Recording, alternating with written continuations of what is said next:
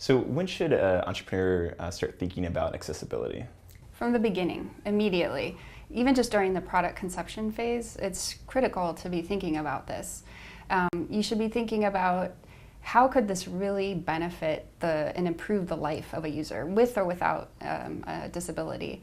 Thinking about how could my product be used in various situations. Things like that are really important. I think a good example is Google Books, which became really beneficial to everyone in that now all of these books that were tucked away in libraries across the world were digitized, and you could see them just by typing in your computer. So not is it only beneficial to you and I, but folks that use screen readers now, they are able to use these, have these books read to them via a screen reader, which in the past they would have to wait for a Braille version, which are very costly and time-consuming to get. So this is I think a great example of why it's important to think of these things early. So how do you go about designing for all users? What sort of lessons learned from Google Books or maybe other digital products should entrepreneurs be aware of and know about? So I think the first thing is just for you and your team members to become familiar with accessibility basics, and most importantly is understanding the needs of users with disabilities. So like when you're starting out any project, you want to reach out to users that you think will be your end user and understand their needs, their challenges, their pain points. And so this is the exact same thing you want to do with people with disabilities. So reaching out to folks that you feel like meet your target audience that also have impairments is really important, and the insights that you gain are invaluable.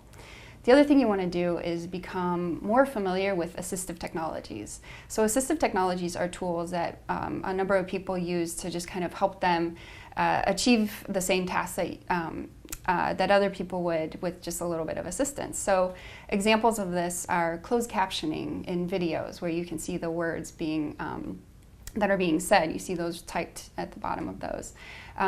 There are magnification devices that people with low vision might need to use. There are screen readers, which essentially read the content of the screens to the users. So you don't have to become an expert on these by any means, because that would take forever, but just understanding the basics, as well as watching and observing somebody use these, specifically watching them use the assistive technologies with your product is, again, it's one of the most eye-opening experiences I've ever had. And then I think another thing to keep in mind is that there are a number of online resources for accessibility design guidelines that give you lots of points of what to consider when you're designing. So an example might be when you're in the visual design stage, you want to be thinking about good color contrast so that users with low vision can actually read what's on the screen or the page. When you're thinking about interaction design, you want to ensure that, again, what we talked about before, where the keyboard, users that only use a keyboard are able to complete all of the tasks that they're trying to achieve.